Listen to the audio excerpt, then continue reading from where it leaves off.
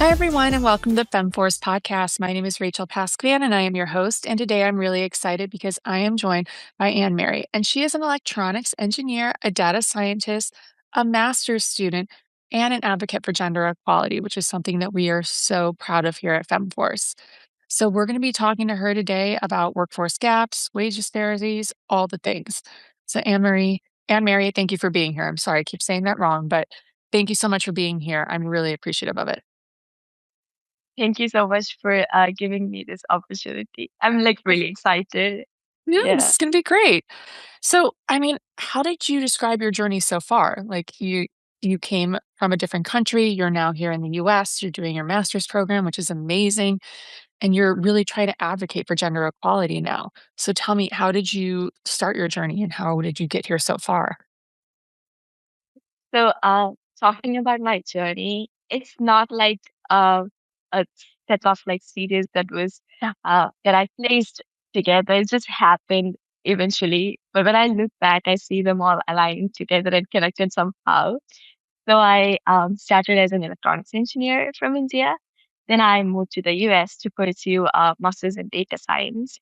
And somewhere along the way, I realized that the tool that I'm using, which is like data, visualizations, technology, and I felt like this can be used to talk about something that has been unseen for a long time, to shine light upon the things that is hidden from people, the things that people don't really talk about much.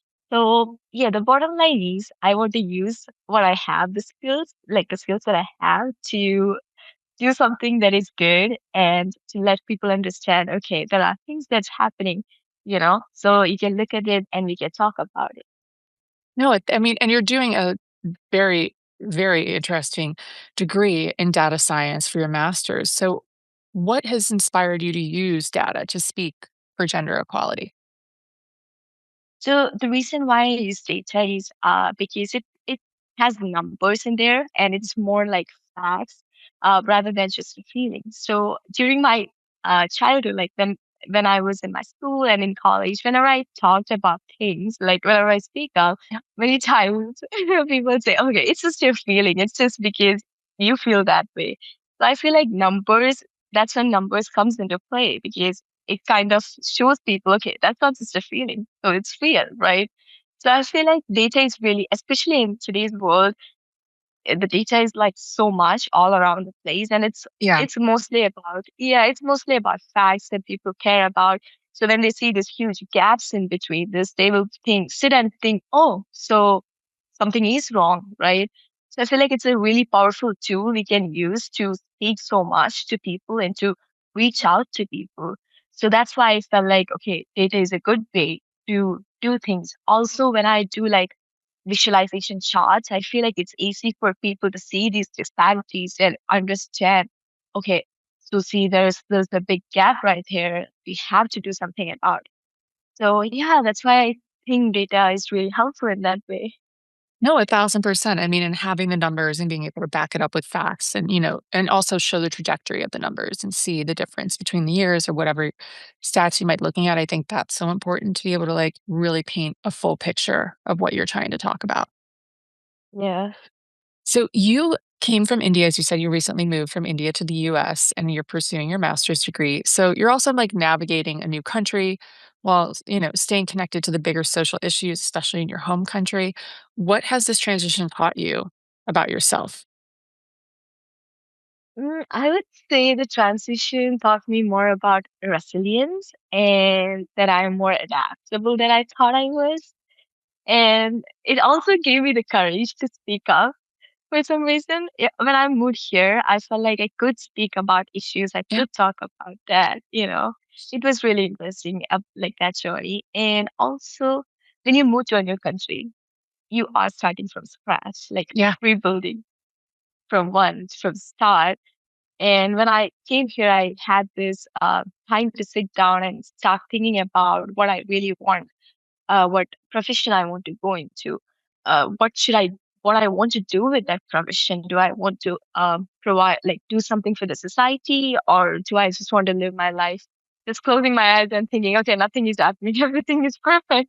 Yeah. So yeah, I feel like uh it changed my perspective so much. Like it gave me an idea of there are people. So when I first moved here, I worked in a retail store, which was amazing because it really opened my eyes and I see different kinds of people coming there with different life situations. Yeah. And I understand how people like how their lives are different. When there are people who have this advantage of doing things, there are so many people who don't have that voice to speak up. And I can clearly see that, clearly see that difference right there, like economically as well as socially. So I feel like I need to speak up about all these things. And I see, also the other thing was when you are in a culture, you see many things as just, oh, that's the way it is, or it's just normal, right? But Yeah.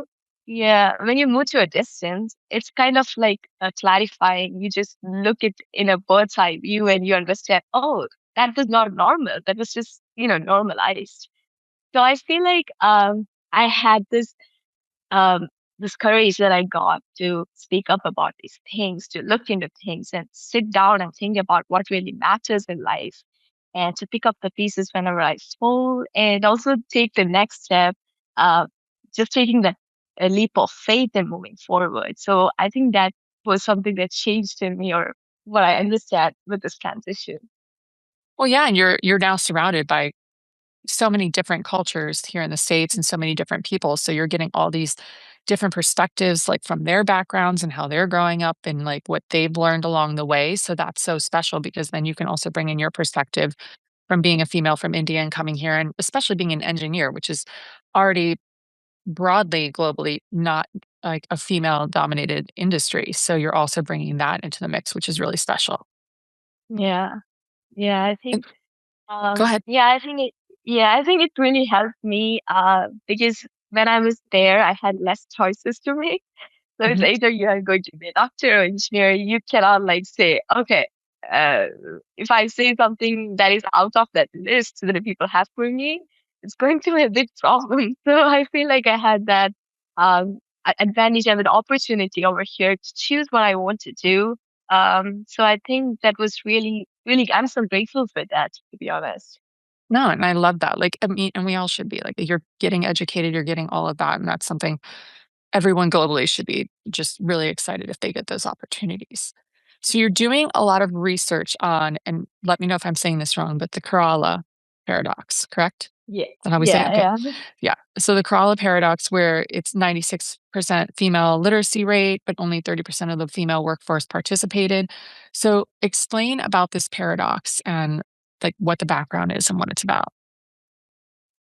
Okay, so first of all, this research, I started this with a curiosity of I just want to see how my hometown, which is Kerala, is doing when it comes to SDG goals, which are like Sustainable Development Goals, and Mhm. we have like 17 of them set by UN, and there is a deadline right there, 2030, which we need to get there. So Yeah. I was looking, yeah, so I was looking through the data, and I see Kerala is doing like really amazing with all these goals like healthcare, even good education and everything. So I was like, okay, let's see what it looks like for women, right? In Yeah. workforce. So when I looked there, it says we are not really doing good. It's like one of the less SDG scored like index, which is the gender equality SDG number 5. And I'm like, there is good education that is really high, but why in the workplace, the opportunities are really low, like 96% female literacy, 30% women participating in the workforce. So it's like a big 66-point gap right there. Yeah. What is what is going on? Something is stopping them from graduating and entering into the workplace. So I feel like I have to sit there and invest a little bit more into that of why this is not changing. Because Mm. all these years we thought when education comes to play, people get educated and they will start doing things, Yeah. like start improving things and their mindsets start changing. But this says, oh, that's not the reality. You can be educated and you can still hold on to the old things and customs that you're used to. So the Kerala paradox is is that difference, that disparity, that big disparity right there. That's what I call the paradox, the Kerala paradox. Okay. So yeah, then I dived a little bit deeper into it to see why these things are happening. And my research just points to like four things mainly. You want to explain it now? You want me to Yeah. explain it now? Yeah. No, go ahead. Okay. So the first thing is actually marriage, expectations that they have right before you enter into your career, just after you graduate. They want people to get married. So it's not like a strict no or a strict thing that they say to your face. It's like a silent weight and a pressure that expectation always lies there. And when this whole society is towards you saying this is how you should be, this is how Yeah. your life should look like. Yeah, a lot of pressure. A lot of pressure. It's like one block after another. So there is this is how success looks like. You get like education, and by like 20, not even 26, I would say 24, you need to get married and have children. If you go beyond that age limit, that's the issue. Then they are like freaking out, like something is wrong with you. No, but I feel like they are just taking that time to think more maturely and have that emotional maturity to get into a marriage and have their careers. So I feel like it's not about someone getting married or not getting married. I feel like the choice should be theirs rather than the people around them. So they should Yeah. have that freedom to, make that choice. 1,000%. Um, yeah, so I think that's one of the issue. The second issue I see was wage disparity. So in India, like in Kerala specifically, a wage, average wage, daily wage for a man is like 746 Okay. rupees. And also for women, so the same work ethic, the same time and resource, it's like 536. So I wonder why it's wage disparity because they're doing the same work, right? And what I think is that this system was built way before women started working. At that time, they didn't expect women to work.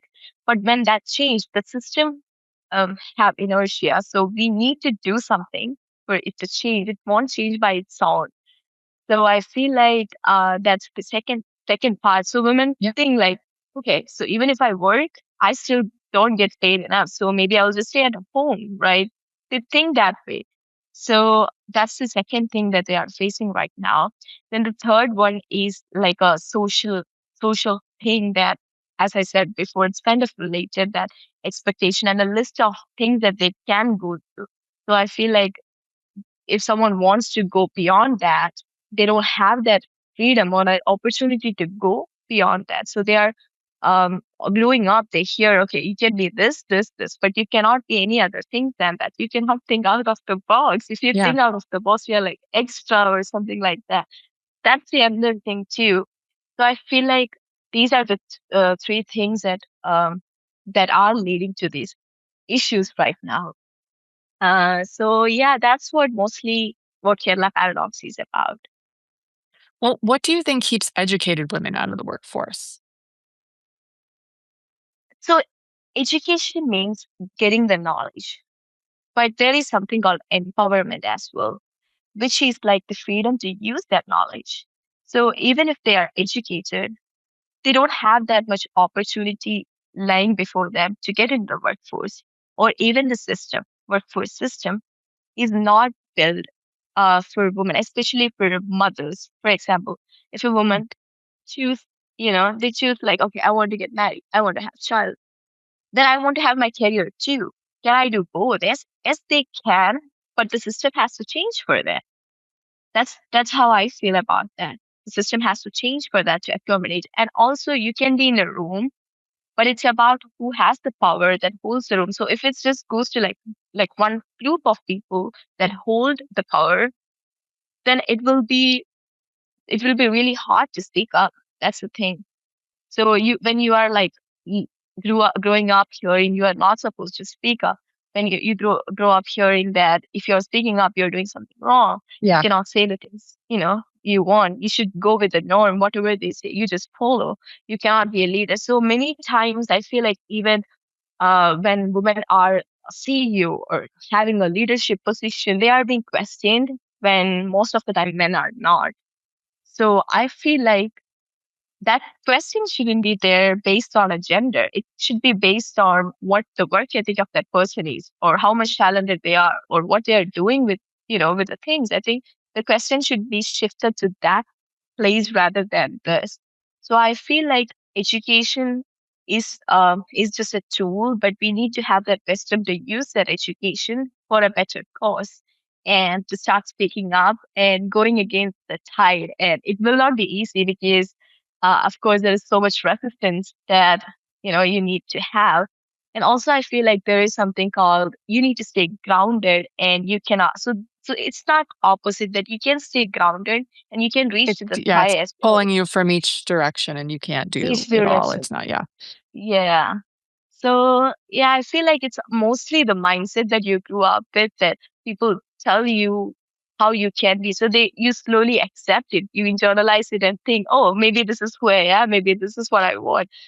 But the truth is sometimes it's just the people's noise that is around Yeah. in you. You need to just sit and be silent and to think, is this really my voice or is this really what I want? Everything. I mean, and with countries, especially like India, who have such a deep and historical and long cultural experience, especially towards women, how can women, how do you still honor your culture in those kind of settings without losing that autonomy to want to do your own thing and be your own person?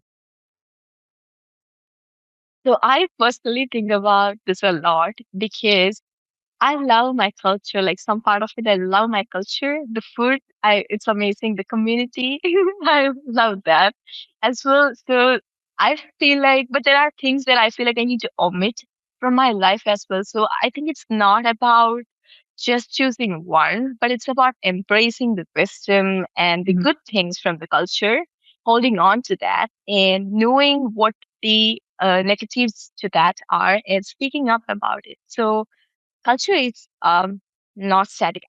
Culture is static. I think we need to grow out of it because it has been here for centuries. Maybe it will be there for a little bit more. We cannot like come to a system and just say, okay, I'm going to change the system the whole night. You can say, first, I'm going to change myself. I'm just going to change the way I think, and I'm just going to show the result of, what the result of that is. If it's, Yeah. what I'm saying Yeah. to go out of that. And then you can try to change it, if that makes sense. Like, you will get more empowered to do that. You'll have that more power to do that. So I feel like it's not about choosing one. It's about holding on to the good parts and letting go of the part that pulls you down. Yeah. No, I get that. And I mean, you just have to have that confidence too, I think. Like you have to know like you can do this and like be your own person and be on your own and like it's gonna be okay though. And that can be a lot with the cultural pressure in any culture. Yeah. Yeah. I So think, when you're no, go ahead. Go ahead. no, no, go ahead. No, go ahead. Well, I Yeah. was gonna say, like, when you're thinking about these women who are, they're getting educated, they're trying to, break out of cultural norms, they're trying new things, they're doing just everything that you should be doing, checking off the list and doing right. What do you think women can do with using that education to create change? So I think when you use education for something that you really care about and for a really good cause, that's when education becomes powerful. But I feel like we are taught most of the time that you get educated because so that you can be like proud in front of people or you can just have that social status or things like that. But education is not just about that. It's about always finding a way to make other people's life better along with improving your life as well. It's about sharing that education. So it's just a tool, but if you don't use it for a good cause, then it's not just really useful. Yeah. Uh, yeah, so I feel like so for me, what I did was I could use the things that I learned to do research on what are the problems that the women are facing, or even what the world is facing. And I will dive deeper into that, and I will try to come up with points, and I will also try to share it. And I think this platform right here, it's really helpful. That's how voices get out there. Yeah, absolutely. Uh, It's the whole point. yeah, Yeah, so many people are listening to it, and I feel like they, they might think, okay, so that might be my story too. Oh, maybe there is a point that she's saying. I'm not saying everything I say is correct. I just say it from my little experience that I have, but and also what I saw with the data. But I feel like when people hear it, at least they will start thinking about it. If they're struggling with that, they will understand. Okay, it's not just me. There is someone else going through it. They also feel this thing or this Yeah. injustice that's happening right here. So I feel like it's always about using them to make a good change for a good cause. Then if you feel like you need to speak up about something, I feel like you need to have the courage to just speak up, asking the right questions about, okay, why is this wrong? I feel like this is not correct. I feel like there is a gap right here. Why is it this wrong? I think when you start asking more questions, I feel like you will become more empowered. And as you start going like that, maybe it will be so much criticism that you're gonna hear at first. But after a point, you will just start finding answers and people start responding to you. So I feel like it's always about using that for a good cause that you care about. Yeah, and when you're speaking up, you're not just, you're not telling, you're sharing. And it could give somebody a completely different perspective. It could give somebody just a Yeah. different idea or like connect you in a way that you didn't know you were going to be connected by something that's just a shared experience or shared idea or whatever it might be. So I think like speaking up is just that's so important, especially for women, or else we're not going to get our voices out there. Yeah. Yeah. But especially when you are taught that you're not supposed to advocate your voice Mhm. in public. So then you will be like a rebellious girl. I feel like talking should be a normal woman. It's not. 1000%. Yeah. So yeah, I feel like that's something we learned from from our childhood. I think we need to unlearn it somehow. And yeah, to start speaking out. That's yeah, and I think that's something that a lot of women are working on, and I mean, we're much better with mental health movement and everything to, tell people, like, "You can talk about it, you can talk about it to a professional, you should talk about it with your friends," and we're getting to a point where we're also giving women power to talk about things that were just so taboo, specifically for women. So talking about your job and, how much money you make and what you're spending on things and having that power to speak about that, that breaks those lines and gives the power to other women to be able to speak on these things. And then the cycle just continues to grow that way. Yeah. Yeah, I think it's true. Yeah. I mean, and you're coming from a completely different culture. Do you see any similarities between these countries and what's going on? To be honest, there is similarities more than we think. The only thing is that it's just in a different package. So everything is different for sure. The culture, the norms, and everything is different. But there is something here and there, like how women should choose between either career over family, or similarly, when the woman gets into leadership, there are big questions. So these things are here and there for Mhm. sure in a different packaging. So I feel like we should understand not just which country is doing better or which country is not doing better. I feel like it's about seeing what system connects them together and what is this driving force that is trying to pull women down. So I feel like we need to Yeah. focus on that. So it can make that change in like every country. So I feel like it's more about thinking about it globally. But sure, there is kind of like similarities when it comes to freedom for women. Yeah. I love that. So, Anne Mary, one thing I like to do when I'm ending my podcast is I like to ask every woman one specific question. But if you could give one piece of advice to your 16-year-old self, what would that be? I would say, I would say you don't have to have everything figured out. First of all, second thing, life is not always linear. It's just a bunch of choices you make. And when you look back, you're gonna think the choices you make, it's you just turned out to be fine. All those choices, made you grow much more. So I feel like I want people to understand that. And also I want them to use what they have, the knowledge that they have, to apply it to the world for other people's good, because it's somehow when you do that to other people, you're just empowering each other and not tearing anyone down, right? and also use your voice because it's so powerful. Because I feel like your voice is something that tells beautiful stories and also like amazing stories that sometimes even they just can. I feel like your stories reach to people and people can connect with that and understand. Okay, this is happening in places, it just grows people together. I feel like that's what I want to put out here to learn and to use that. Not, Yeah, yeah, don't let anybody stop you from what you want to do. I love that, but that's such important advice at any age. So I think, but what a beautiful way to say it to your 16-year-old self. So Yeah. thank you so much for talking about this, talking about women choosing their own path, talking about the UN sustainability goals, talking about the work that you're doing with all of this. Where can listeners connect with your work on LinkedIn? Is that the best place for them to find you? Yes, right now LinkedIn is the best place to find me. Perfect. Yeah. So we're going to put that in the show notes. So we'll put a link down there so people you can go on there and connect with Anne Mary and ask her questions on LinkedIn, see what her work is, see how she's helping to transform and her opinions, and like and share. And I think that'll be really great. We're going to get the word out, and what you're doing is really important, and the research you're doing is great. So it's going to make a difference, and that's what really matters. Oh, thank you so much, Rachel. You're Thank you so welcome. much. Of course. Thank you so much for coming on. I really appreciate it. And everyone, we're going to see you next week. Thank you so much.